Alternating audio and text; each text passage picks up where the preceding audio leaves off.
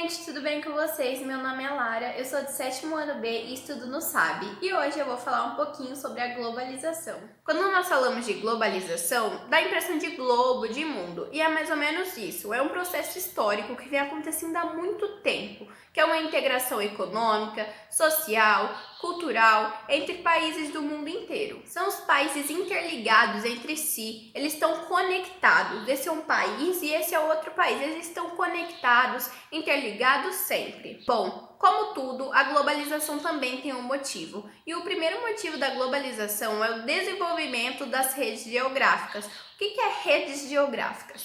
Redes vem de conexão, conectados.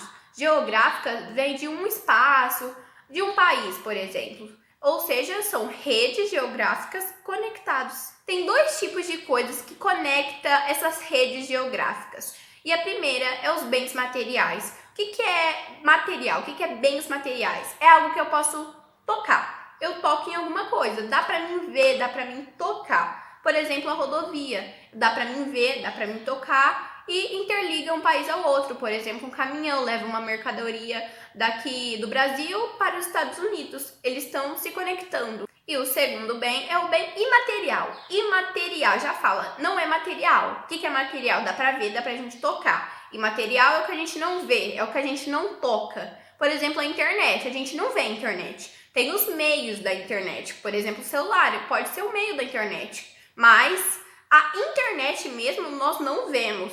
Então, um meio imaterial que conecta essas redes geográficas é a TV, é a internet, é o celular, o notebook, são as informações. Mas, Lara, TV nós tocamos, TV nós vemos, celular também. Eu sei, mas a internet que está em tudo isso nós não vemos, nós não tocamos. E essas informações, por exemplo, se acontece um terremoto lá no Japão, nossa, já vai automaticamente para o outro lado do mundo pra gente. Então são as informações que nos conectam. Agora nós vamos falar sobre um ponto muito importante, que são as 4 fases da globalização. E a primeira fase são as grandes navegações. As grandes navegações se iniciou no século XVI, que foi quando os portugueses e os espanhóis colocaram suas caravelas em alto mar para procurar novos produtos, novas terras, novos povos, mas desde o início o destino deles era lá no continente asiático, lá para as Índias. Essas grandes navegações foram muito boas para os espanhóis e para os portugueses, porque eles compraram muitos produtos, especiarias, conquistaram novos povos e novas terras, então foi muito bom. Agora nós vamos falar sobre a segunda fase da globalização, que é a terceira revolução industrial.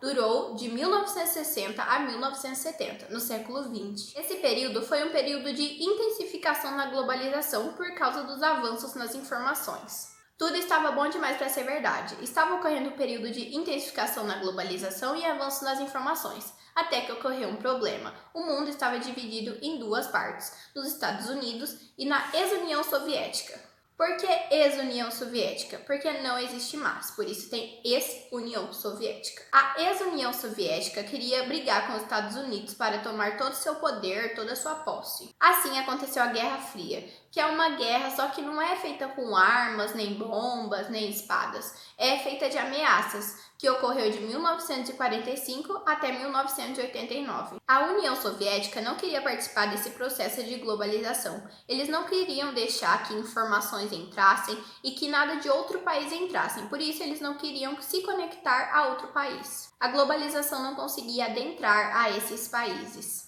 Era como se fosse uma barreira. Nada de outro país entra na União Soviética. Até que ocorre o fim da União Soviética, que foi em 1991. Foi meio que uma abertura mundial. Toda aquela barreira que não deixava nada de outro país passar foi aberta. Agora vamos para a terceira fase da globalização, que é a nova ordem mundial. A nova ordem mundial foi a abertura mundial para a globalização, foi aquela barreira aberta. Não foi 100%, não foi todos os países que participaram desse processo, mas a maioria já estava deixando essa conexão e essas informações de outros países entrarem. Agora vamos para a quarta fase da globalização, que é a Revolução 4.0 ou a Quarta Revolução Industrial. A Revolução 4.0 ou a Quarta Revolução Industrial é o que nós estamos vivendo hoje. É um mundo tecnológico, um mundo avançado, um mundo inovador. Nessa revolução 4.0 existem vários tipos de tecnologia e uma delas é a inteligência artificial, que é como se fossem robôs. Eles irão daqui a uns dias comandar as máquinas. Também a fase do 5G, que é uma internet rápida.